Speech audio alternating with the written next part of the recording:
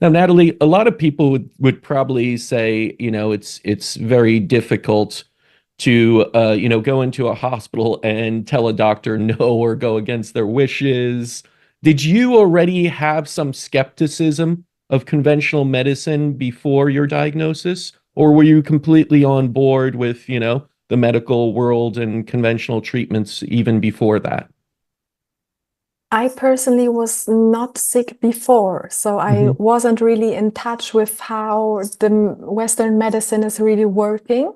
But as soon as I got hospitalized, was seeing which food they are serving for the patients there, it started to make click, click, click, click. And then also the recent years that we experience with the global situation, Hmm. yeah, everything started to, yeah, open my eyes widely to how the procedures are going there.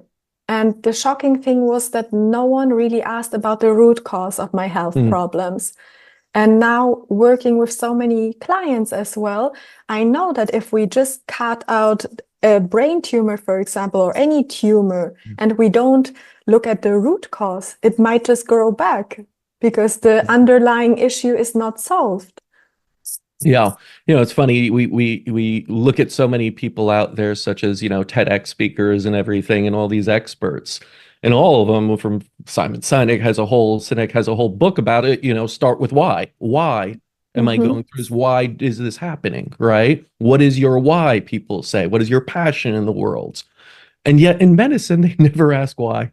They just mm-hmm, want to know what, and then go in and treat what without understanding. Well, why is this happening in my body? mm-hmm, Did you ever ask that question of your doctors or people around you of, okay, but why? Why is this tumor here? mm-hmm. I actually don't know if I asked it Hmm. specifically.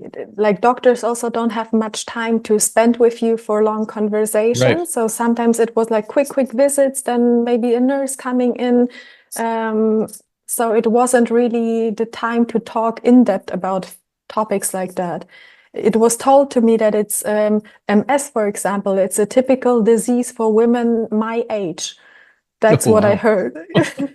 That is a awful prognosis of typical disease, incurable, and so much suffering involved in it. And as you said, once you get that diagnosis, that's what they treat on. So they put Mm-hmm, you on massive amounts of drugs that lower the immune system because it's an autoimmune type condition that mm-hmm, make you susceptible for the rest of your life to many other things, and you may suffer from those.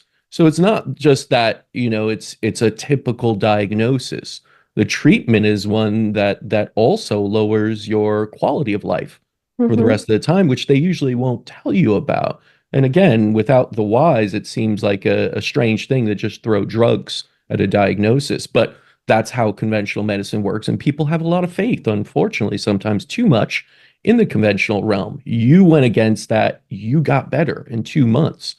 Tell Mm-hmm. us now, after those 2 months, you were given a clean bill of health, so to say. Well, they want to, give you MS or something else, but in your mind you have healed from this in some ways.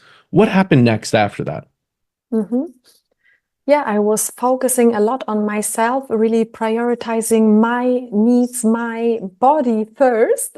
So that was really changing everything for me. I started viewing health more holistically too, because before that I had a good nutrition already, a balanced nutrition. I was already a certified vegan nutritionist, but Mhm. my stress level wasn't good. My sleep was awful, and I was trying to, yeah, look more broadly at health and many things that I wasn't aware of before. I don't know what in the end caused it, probably a mix of everything.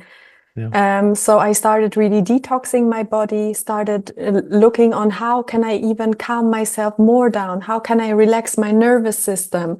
How can I get the heavy metals out of my system, the environmental toxins? How can I, yeah, get healthy again? And the most important thing, I think, on the healing journey that is often overlooked is how we talk to ourselves. Mhm. It's very Again, big, right? Yeah. we can have the best nutrition, the best supplements, but if you have unhealthy thoughts, if you're putting yourself down, if you're the biggest critic in your head, how can your body be healthy? Absolutely. And it's unfortunate that so many people that are going through disease hyper focus on the physical aspects. They hyper focus on, okay, I'll change my diet. I'll start moving and walking a little bit. I'll try and even get to sleep a little earlier and use all the gadgets and the aura rings and everything. But Mm. they completely forget about their mindset, their emotions, how much stress they're putting on, what they're saying in their head over and over. Even Mhm. the subconscious belief systems, correct? Because I know a lot of people, I tried everything and I just can't get through it. And you kind of see that there's some sort of belief system of them not Mhm. believing they should be healthy. They're unworthy of being Yeah. healthy, but they don't see it.